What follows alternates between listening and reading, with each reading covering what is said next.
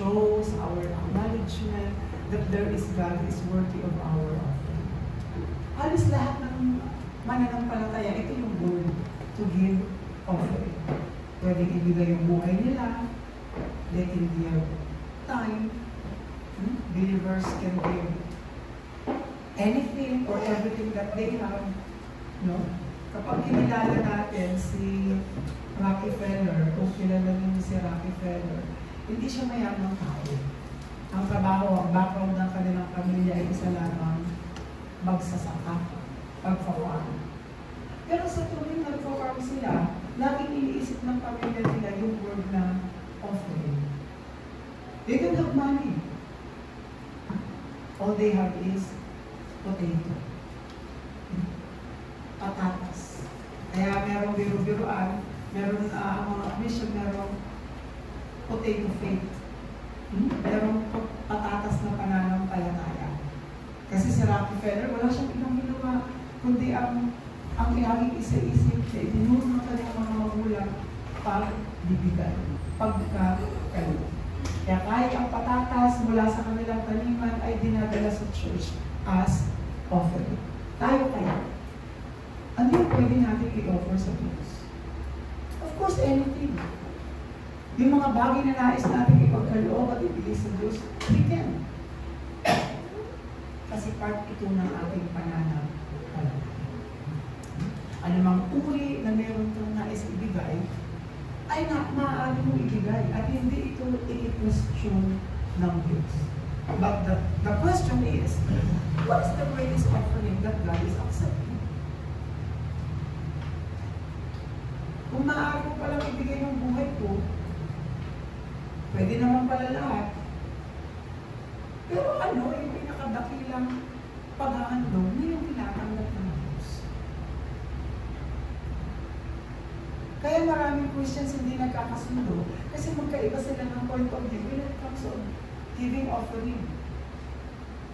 Lalong-lalo na sa panahon ng Old Testament, pusong-puso yung tinatawag na 10%. Pag sinabi natin 10%, ikasampung bahagi, lahat ng mga bagay na makukuha mo, lahat ng kikitain mo, ang 10% doon ay para sa Diyos.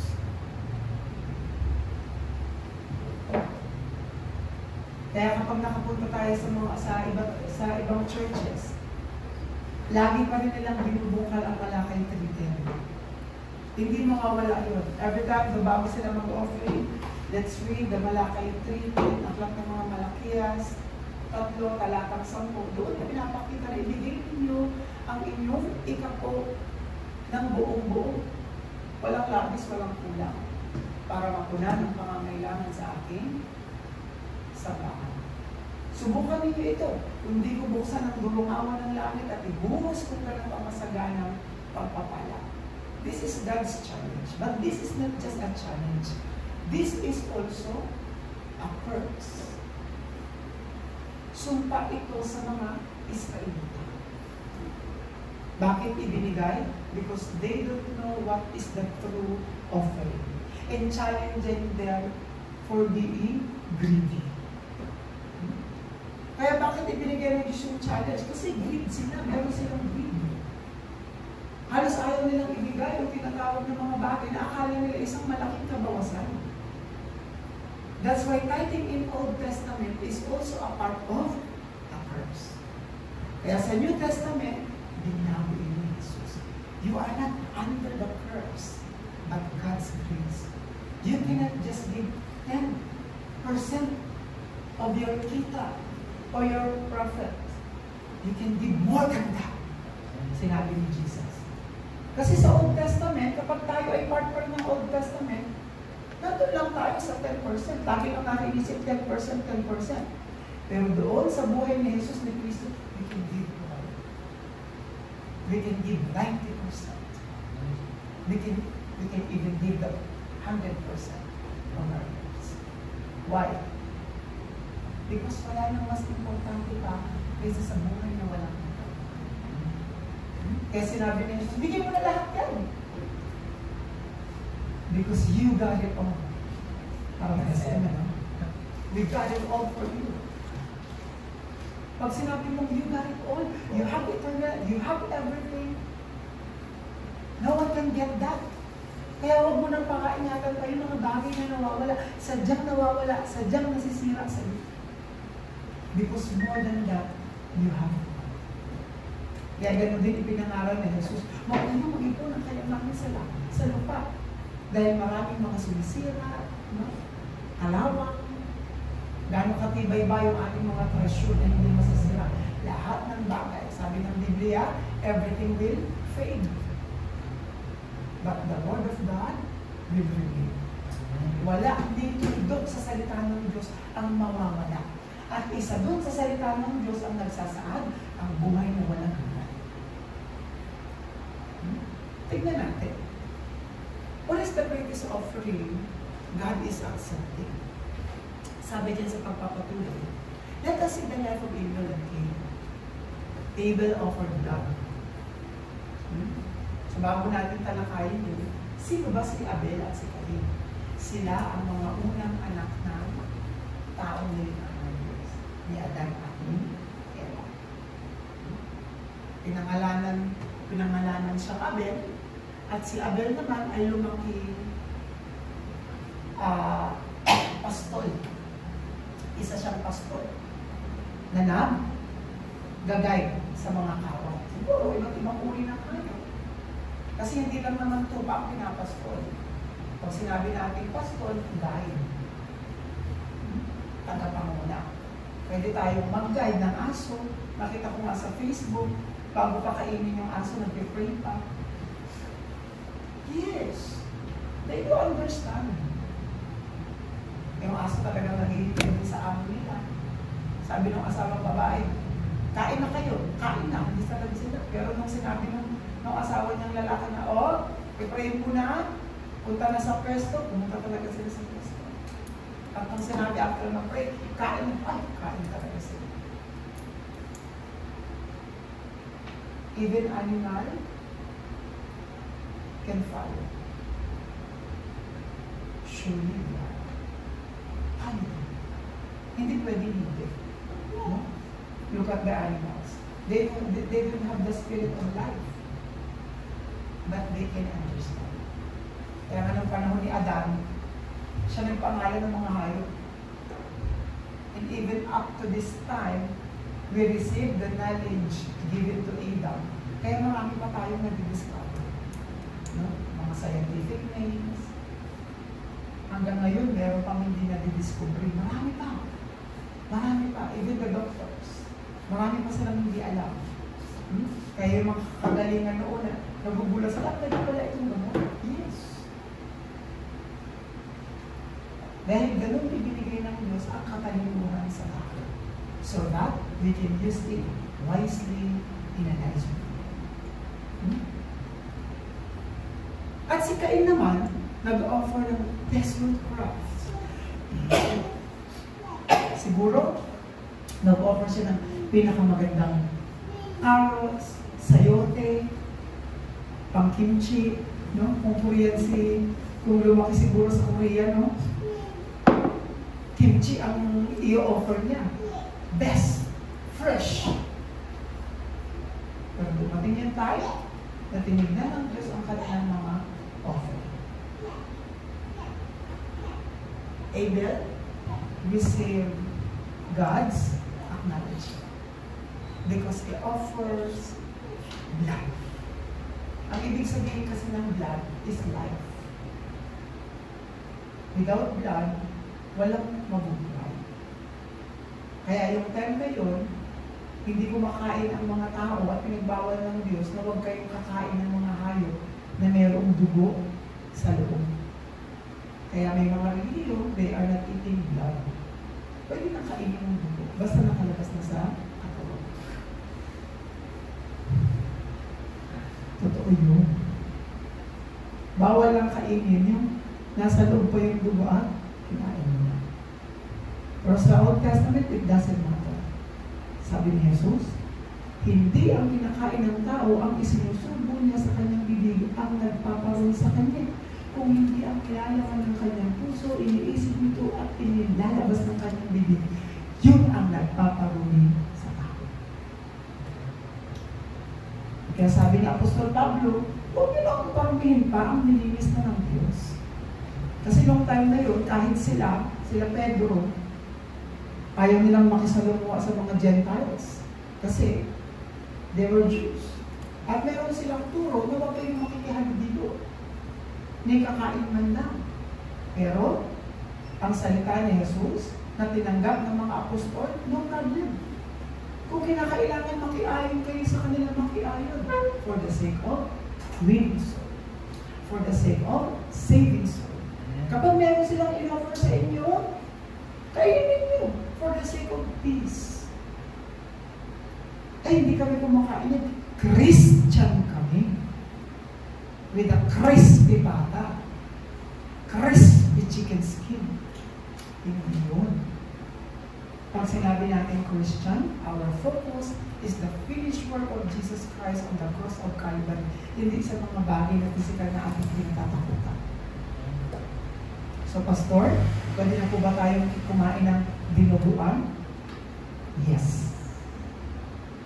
Diba? Ganun lang yun, Ate Joy. Yes. Para tayong nanalo sa loto. The signifies life. Yung dugo. But also can offer. Pinaka-best. Pero, hindi naman sa hindi kinalugdan. Pero syempre, mas importante sa Diyos ang patungkol sa Kanya. God is the God of life.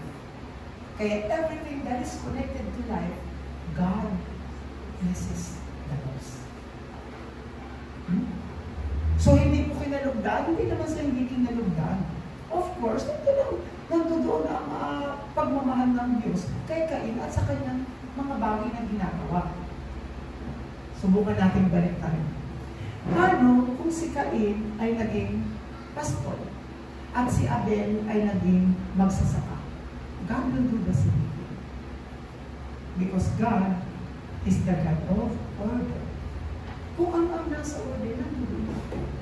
So, huwag tayong mainggit. Pero yun nga ang nangyari. Because of Cain's jealous. He got angry. Anong ginawa niya? Sabi natin, uy, punta tayo sa farm. Ituturo ko sa iyo ang mga ingredients na paggawa ng kitchen. Ito. Petchay. Carrots dyan. Habang nakatalikod, pinatay ni Cain si Abel. Pinukpok, tinadyakan, tinulak, basta pinatay. At napatay niya si Abel. Of course, as I have said, blood is life. Especially kapag ito ay nasa loob ng ating katawan, it serves life. But blood outside of the body is what we call death. Kamatayan. Kaya kahit maglaslas ka lang dyan, konting sugat lang at naubusan ka ng dugo, patay ka. Kasi ang dugo ang nagbibigay ng buhay sa ating katawan. And noong time na yun, hinahanap ng Diyos si Abel. Hindi ba alam ng Diyos ang ginawa ni Cain? Then why did God who is looking for Abel? He is testing Cain's loyalty and honesty. Cain, asan si Abel? Hindi po. Hindi ko alam. Hindi naman ako tagapagbantay. Wala ko na nun. Where is Abel? Ay, bala kayo, hanapin nyo na lang. Bakit ka nagsinungaling? Sumisigaw sa akin ang grupo ng iyong kapatid. Humihingi siya ng katarungan. Bakit mo siya pinatay? That time, Cain realized his mistake. Always remember. Ang jealous, it belongs to God, not to me. You know why God is the God of jealous? What do you think? Saan ba nagsiselos ang Diyos? Kailan ba ang Diyos nagsiselos? Sa tuwing nilalabag natin yung una, pangalawa, at pangatlong commandments. Nagsiselos ba ang Diyos sa ating pamilya? No.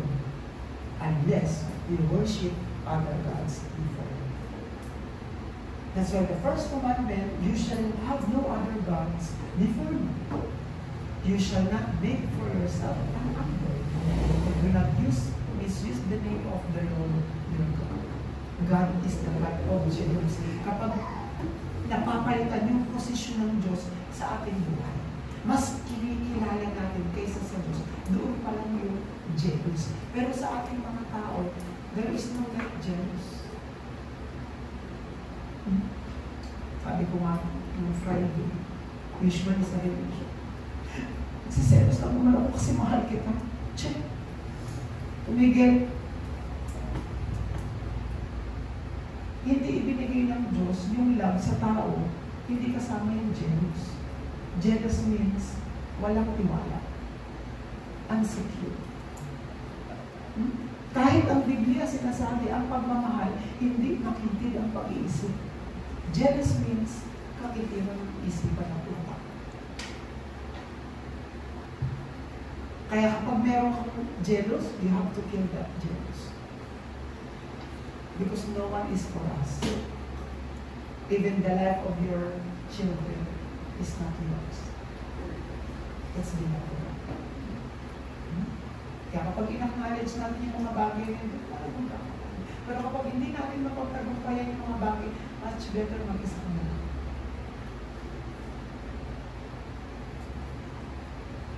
You can do it all by yourself. Much better. Tandaan natin, God is the God of justice. Hindi lingid sa Diyos ang ginawa ni Cain. Ganon din sa atin. At may kakalit. Hindi pwedeng wala. No? Bagamat we are forgiven, pero God is the God of justice. Sisingilin tayo sa mga ginawa natin. 100%. Hindi man sa iyo, ngunit sa susunod na henerasyon. The Bible says, Exodus. Hindi man ibigay sa akin ngayon yung sumpa, automatic sa susunod na henerasyon. Marami tayong sin. At hindi yung limit sa kaalaman natin. We can sin against ourselves. We can sin against our body. Kaya nagkakasakit.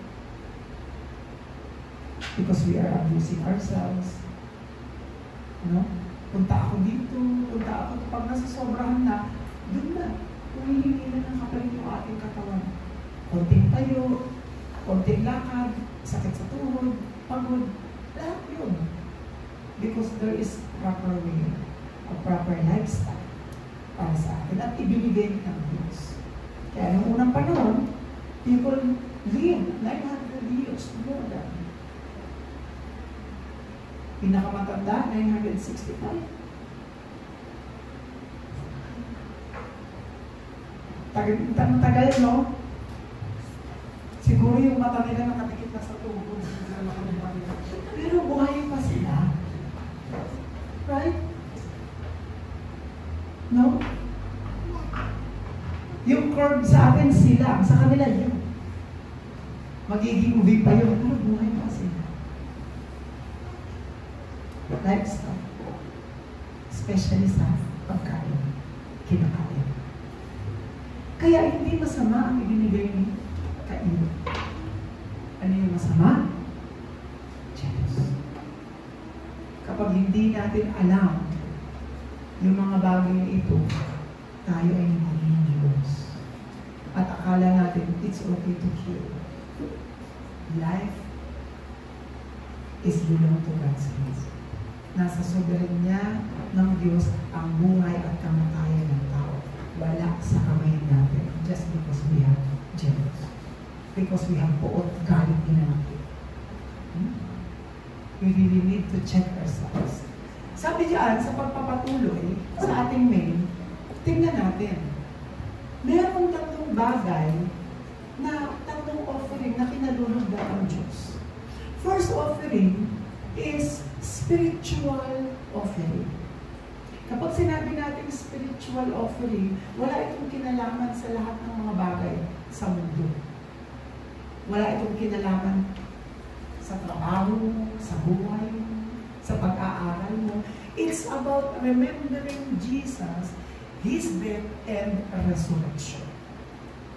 Kaya nga sabi sa 1 Corinthians 1:18, the message of the cross is foolishness to those who are suffering. But for us who are being saved, it is the power of God. Remembering Jesus in His life is what we call spiritual offering. Kasi walang part sa atin na makakaabot sa spiritual. Kaya kailangan pang ibigay ng Diyos ang kanyang kaisa-isang anak to show us spiritual things. Because without Jesus, we cannot see spiritual things. Kasi si Jesus, ang totoong nagbigay ng example for us to see spiritual things. Because from Old Testament, mula doon sa panahon ni Jesus, very vague, very dim, very blurred ang patungkol sa spiritual na bagay. Kaya nung si Jesus ay naparito, ipinakita niya sa kanyang mga disipulo ang totoong spiritual na kalalagayan ng tao at ng mundo. Sino daw ang mga poor? Ang spirit. Silang umakasa sa physical na tao. Sino daw ang mayroong poor na espiritu? Silang nakasalalay ang kasiyahan sa mga bagay na nawawala sa mundo. But Jesus said, you are not belong to this world. You are belong to heaven, and believe it or not, I will be there. I will be preparing a place for you. And I will come back again to get you, to pick you up. And that is my work. That is the finished work of Jesus Christ. And not the start of our work. Kasi, tinapos na ni Jesus. All we need to do for us to have the spiritual offering, remember Jesus' death and resurrection. Spiritual is not praying, fasting. Mag-fasting ka o hindi, tapos na.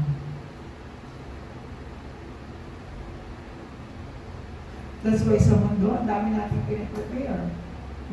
May bagyong darating, magfa-fasting ako. Ito ang mga sarili. Para pag dumating yung bagyo, hinang-hina ka. Hindi ka makalawi, bakit nag-fasting ko siya? Nagpananaw. Tandaan natin yun. Nagmumukha tayong katawa-tawa. Second is just laughing. Tayo na akala natin that is spiritual work.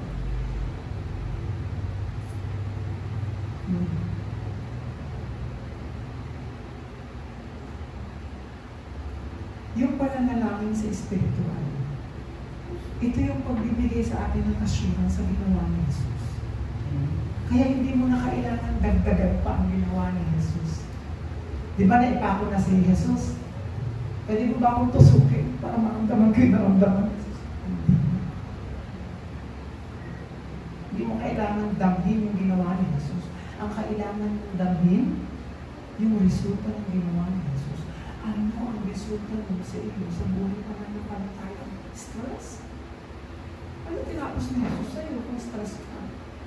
Anong tinapos ni Jesus sa iyo kung warrior ka pa rin? Anong tinapos ni Jesus sa iyo kung nag-aalala ka pa rin? Sa buhay mo nakaraan, ngayon at sa hinaharap.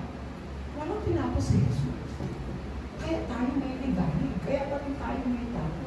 But if we will be remembering Jesus' death and resurrection, you know that that is everything. It says, it's your power. Sino man ang makaharap mo, whatever place you are in, and whatever situation you will be facing, you have the power comes from the message of the cross. And what is that? That is my spiritual worship. Hindi Hindi mo na kailangan hatiin pa yung tulay ng abakan para masabi mo yung arpuspos ng Holy Spirit. Hindi na uulitin ng Diyos ang ginawa niya kay Moses. Kasi may Kristo dumating na. Lahat ng mga miracles and wonders doon sa Old Testament, pinatutukuyan doon sa darating. At dumating na siya. Kaya wala na siyang ibinigay na miracles and wonders. The miracles and wonders that we will be facing is the salvation. Na yung taong yun, tumanggap sa Diyos, that is miracles. Na yung taong yun, kahit gaano kabato ang puso niya, kumilala kay Jesus, nagpakumbaba, humingi ng tawad, naligtas, that is wonders. Yun lang. Kaya nga yung continuation ng ministeryo ni Jesus, just go with the disciples, baptizing the means, saving the nation, saving the 237 nation. Eh, sabi ko nga na nakaraan, kung lahat ng tao na ipinapahayag na ang mabuting balik, bakit hindi dumarating ang bukas? Because wrong content of gospel ang natatanggap ng tao. Gospel regarding themselves, not regarding Jesus Christ. Kaya pansinin ninyo, sa mga pinakikinggan natin, bihira ang nagsasabi patungkol kay Jesus, sa buhay ni Jesus at kapangyarihan. Ano yung lagi? Our effort. Ipupush natin, manalangin tayo kay Jesus, manalangin. Tapos yung content naman ng panalangin para sa kanya din. Useless. Ibig sabihin ng pananalangin, pag ala-ala sa ginawa ni Jesus, that is the main content of prayer. It's not the prayer that you want. Prayer is not belong to you. Prayer is belong to God. That's why we need to pray, give prayer that can glorify God. Magkaiba yung panalangin na nag-glorify sa Diyos at yung panalangin itinuro ng relihiyon. Remember, hindi mo pa ibinubuka ang iyong bibig. Alam na ng Diyos ang kailangan mo. Pero ang kailangan ng Diyos, hey, have peace. That is the prayer belong to God. We will receive peace and rest. Kaya nga, totoo ang panalangin kapag ikaw ay tumanggap ng kapayapaan at pahinga sa iyong panalangin. Pero kung yung panalangin natin, nag-iiwan pa rin ng word, that's not prayer, that is chanting. Trabaho yan ng mga pagano. Yun yung panalangin ng unang relihiyon. Prayer na nakafocus sa spiritual world, sa physical things. Pero hindi nakapatungkol sa trono ng Diyos. Kasi kung tayo ay mananalangin patungkol sa spiritual, tatlong bagay lang yan. Tatlong persona ng Diyos. At doon sa tatlong persona ng Diyos, doon nakapaloob even the angels, spiritual forces, and spiritual beings included. Pero anong panalangin mo? Tumama ka sa luto. Magkaroon ka ng 3-story house. Pagkaroon ng angin dyan. Ipokpok ka sa iyo yun para makaumat ang gate. May mansion ka sa langit. Yung panalangin mo yan, very pity. 1 Corinthians, ano sabi doon? Kung ang focus natin kay Kristo, if our hope in Christ is for physical things, tayo ang pinaka-nakakaawa sa lahat. Huwag ka na lang manalangin. Mag-OT ka. Kasi kung pipipray mo yung mga bagay niya, mag-OT ka na lang. Kaya mabibili mo yung gusto mo. Patay ka na lang. That's why we want to give clarification when it comes of spiritual offering. Spiritual offering is remembering Jesus' death and resurrection. Lord, offer prayer for my nation. Ipanalangin mo yung nation mo. Kahit yan nasa kami ng Diyos, ipanalangin mo na hindi ka matakot sa rapture. Yan sinasabi ng iba, ayan na si Jesus sa rapture. Hello? Ang totoong panalangin, merong peace and rest kahit may bagyo. Hindi ba alam ng Diyos? May tsunami, hindi alam ng Diyos. Kapag piprede siya nga gumawa niya, inalaw niya nga na. Bakit alam niya ito? Pakitigilan mo yung ulan, ang dami-daming part sa Pilipinas, tuyong-tuyo na. Selfish mo naman. Minsan hindi natin alam na yung panalangin, nagiging tayo ang sentro. Genesis 3:6 and 11. Kaya yung panalangin that is belong to God, inaakal natin. Kaya ano yung bunga ng panalangin mo? Buhay ka pa din. Walang peace in Diyos. Kahit bumagyo, kahit bumaha, aware ang Diyos. At iaalam niyang mamatay ka, wala kang magagawa. At kung nabuhay ka, salamat sa Diyos at marami ka pang magagawa. Right? Kasi yun yung hindi natin sa cloud. 3 days ago, 3 days, 4 days, I don't know. Pagtingin ko sa Facebook, nagulat ako, nakalagay doon, condolence. At yung nandun sa picture, classmate ko ng 3 years. Knowing sa mga poses niya, talagang very secure siya sa kanyang katawan. Lagi siya nag-gym. Pag tuwing nagpo-potion, kala mo, model na model. Then suddenly, nagulat ako, parang biglaan naman. Nag-chat ako sa mga classmate ko, ganito, ganyan. Yun. At yung kinamatay niya, pagtukaw. Kaya, humina ang baga sa omega. Hindi natin hawak ang life. We didn't know what will be happening. So, enjoy Christ today. Amen. Kung hindi ka magdedesisyon na i-enjoy si Kristo ngayon, sayang na lahat. Kapag hindi natin nakita ang totoong Kristo ni Kristo, sayang ang lahat. Instead na nagpahayag na tayo ng patotoo na wala lahat yung Diyos sa kanila. Dahil ang ibang offering yung gusto natin.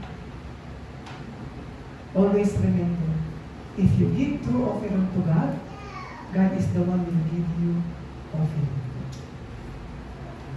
Second offering is physical offering. Ano ba yung physical offering? That is belong to God. Meron ba? Yes. Remember Jesus' public life. This is physical offering. Kung nagtatanong tayo, ano ba yung makakalugod sa Diyos? Ito. Jesus' life. Jesus taught us how to live in this world. He heals the sick. Fed people. He helped the needy. And He forgave the sin. Ganun din tayo. What kind of offering is that? The physical offering that connects to spiritual offering. Why? Jesus teaching. Hindi naman ang tao nagturo sa atin, nagturo ni Jesus. Saan galing sa Jesus? Mula sa Espiritu na nagkatawang tao para ipakita ang katawang tao at ang nature ng katawang tao. Kaya ang totoong offering, natutulungan ba natin ang ating kapwa?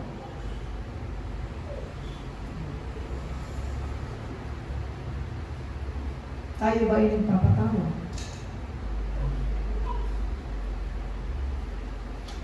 Kailangan natin alamin yung mga bagay. Hindi lang ito design sa Biblia na mawawala sa Jesus nagpagaling.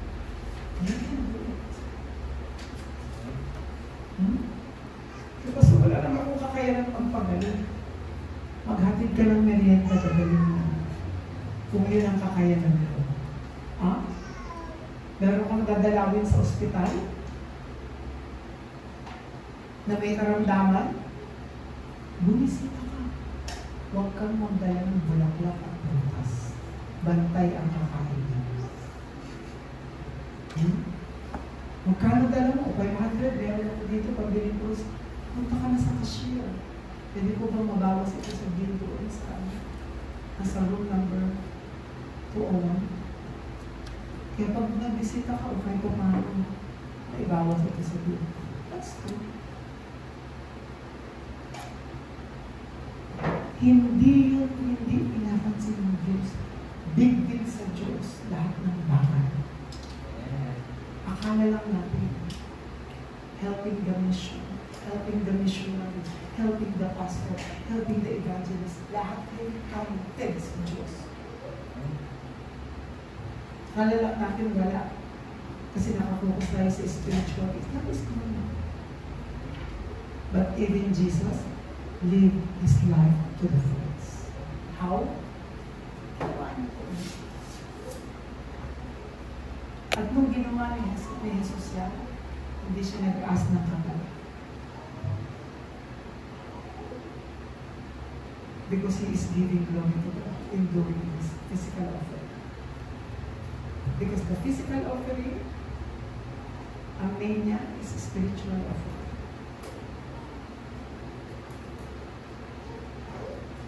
We are just enjoying what did Jesus do sa atin. Kaya ginagawa natin sa iba. See, the good Samaritan. At ano yung pinakautos ni Jesus? Good Samaritan. So yung patungkol sa isang ligita na binugbog, hinaras. Merong pari, iba't ibang uri ng relihiyon, pananampalataya, ngunit ang Samaritano, kinahihiya, pinandidirihan, ang totoong naging kapwa sa kanya. That is physical offering. It shows Jesus' life. Kaya ba natin gawin? Yes. We can do the same thing. Jesus said, gawin niyo din yun sa inyong kapwa. Suklian ka o hindi, gawin niyo iyon. Kasi maraming way para masuklian. Panalangin, pag-asikaso, pag-alaala, pagkirami, lahat yung part. But Jesus said, do the same thing. Spiritually? No. Physically.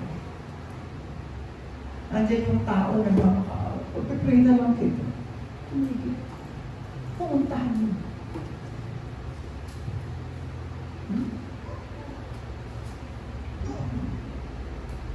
Meron tao dyan, uhaw na uhaw, pag-pray na lang kita. Kung may magagawa ko. Tanggal ba yung uhaw niya? Sa panalangin, in Jesus' name. Tubig, ulan. Ay, hindi ganun. Hindi ganun, ha? Yung Power Ranger ko. Kasi Ultraman? Hindi. Magic Knight, Ray Art? Hindi ganun yun. Ang totoong offering is to always connect with people. Kaya hanggang maaari, inaalis natin ang debate.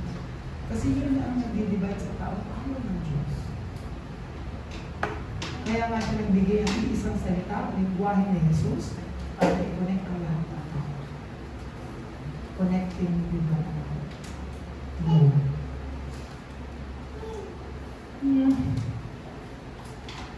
Kaya po ba natin gawin? Pero napaka-kalmado natin po. Hallelujah. Ramdam niyo ba? Peace and peace. Pangatlong bagay is my offering. Ano yung totoong offering natin sa lahat ng bagay? We experience spiritual offering.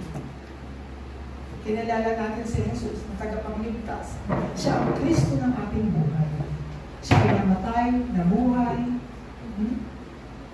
umakyat sa langit at ipre-prepare niya ang ating matutuluyan. Kasabay ng pananampalataya ng spiritual ngayon, ang totoong ino-offering nga natin ay ang ating kapwa. Offering to God, next offering to people. Yan ang turo ni Jesus. Kaya the greatest commandments lies sa dalawang bagay lang. Love your God, love your people. That is true offering. And ngayon, what is my offering?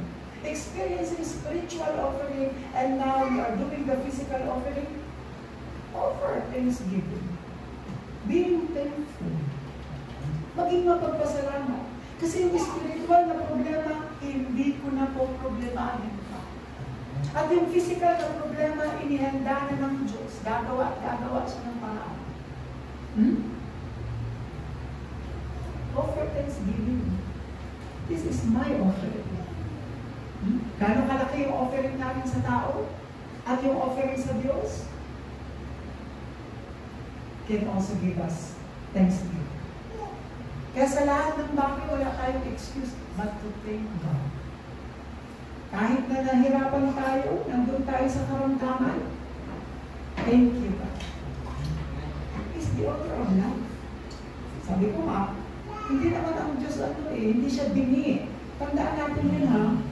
Yung mga nagawa natin, intentionally or not, hindi siya bingi.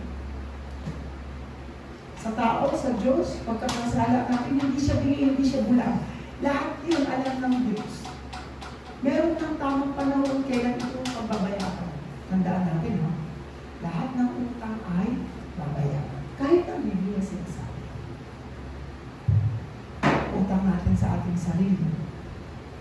Utang natin sa ating kalusugan. Lahat yan pagbabayaran. Kaya maging aware tayo sa lahat. Na okay lang, bata pa naman ako. Kaya kong gawin yan. Pero pag umilad ka na ng 30, ako nga, masakit na yung likod ko. Siyempre, pag dadaanan natin yan, paunahan lang. Paunahan lang. Oo, kaya-kaya mo pa. Ay, mula daon hanggang church, nilalakad ko na. Nani-enjoy ko na. Isa lang ang baon ko. Jesus is the Christ. Makailang mo ulit yung kantahin yun, makakarating ka. Makakarating ka. Kailan, go to the field, kahit mainit.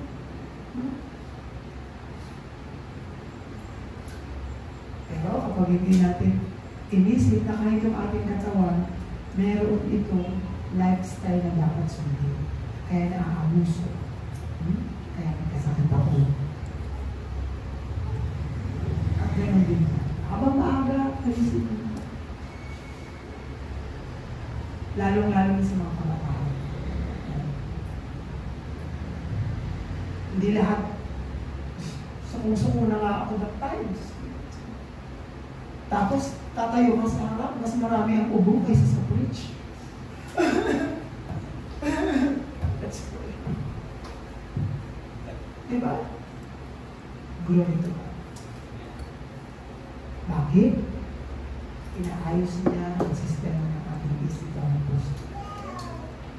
First, offering. Sabi diyan, having rest and peace. That is the best offering that God is accepting. Walang iba. Is God receiving your worship?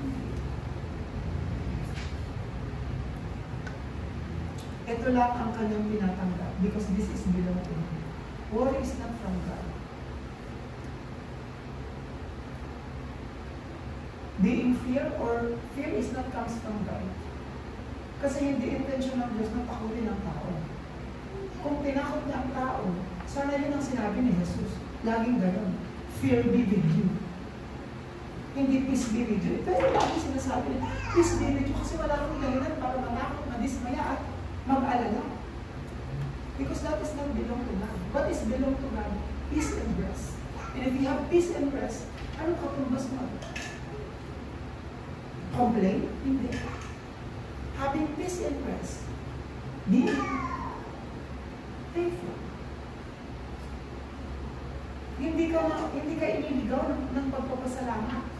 Pero sa pagpapasalamat mo, nalilesen lahat. Kaya sabi sa 1 Thessalonians, give thanks in all circumstances. 1 Thessalonians 5,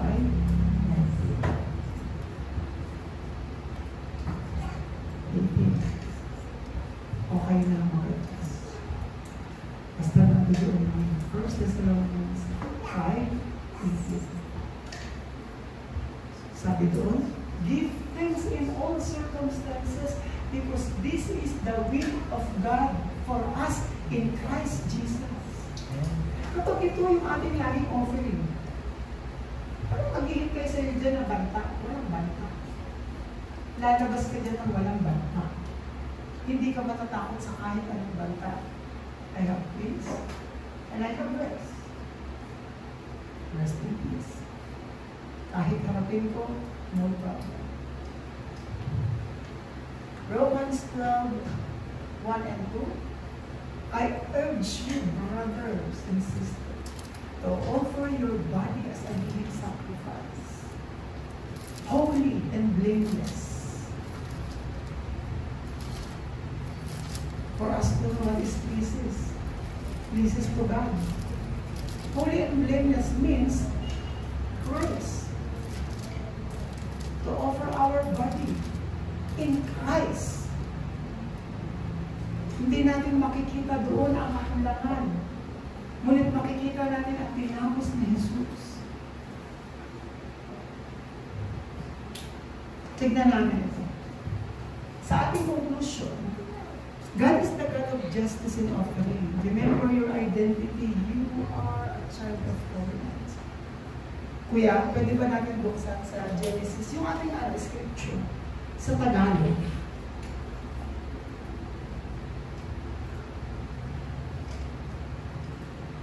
Genesis chapter 4, verse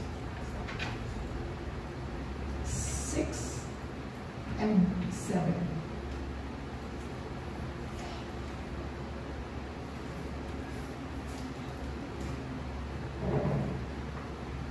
Ito yung ating panghawakan this week. We already know what is the true offering. Spiritual offering is remembering what did Jesus finish. Physical offering is to love your neighbor. Paano natin i-treat ang ating mga kapwa. At pangatlo, yung totoong offering na galing sa atin is to be thankful. Sabi diyan, sa verse 6, sabi ni Yahweh, kaya't sinabi ni Yahweh, anong kinagagalit mo? Kuya Zion, anong kinagagalit mo? Pastor Dom, Kuya Tuper, Tay, Mami, Joy, Kat, ano may kinagagalit mo? Bakit ganyan? Ang sama, parang may paano. Ano ang mukha mo? Ba't ganyan ang mukha ko? Anong kinagagalit ko? Ba't ganyan ang mukha ko? Yeah, sabi. Kung mabuti ang ginawa mo, dapat kang magsaya. May guilt na? Wala. Yan ang problem ng mga Kristiyan. Mindset. Kaya pag hindi tayo tutuon sa totoong offering na ginawa ni Kristo para sa Diyos at sa kapwa, papatay ka kagaya ni Cain. Because you don't know your worth. Sabi ng Diyos, magsaya ka. Kung mabuti ang ginawa mo, magsaya ka. Dapat. Rightful. Reasonable na magsaya ka kung mabuti ang ginawa mo. Bakit? Sabi dyan. Kung masama naman ang kasalanan ay tulad ng mabangis na hayop, lagi kang nag-aabang. See? We have fear. Tawag doon, conscience. Lagi tayo nag-aabang. Kasi ano natin? Kahit tayo, hindi tayo patutulogin ang ating konsensya. But if you do what is right, ganun lang, simpleng paalala. Ang kasalanan ay tulad ng mabakis na hayop na laging nag-aabang upang lapain ka. Hindi kagatin. Ano ba yung lapain? Bubutay-butayin ang laman mo. Lapang-lapak. Ba't kaya ng mukha mo? Normal. Sabi ng Diyos. No? you must have the face of a covenant child. What is that? Peaceful face. Calm.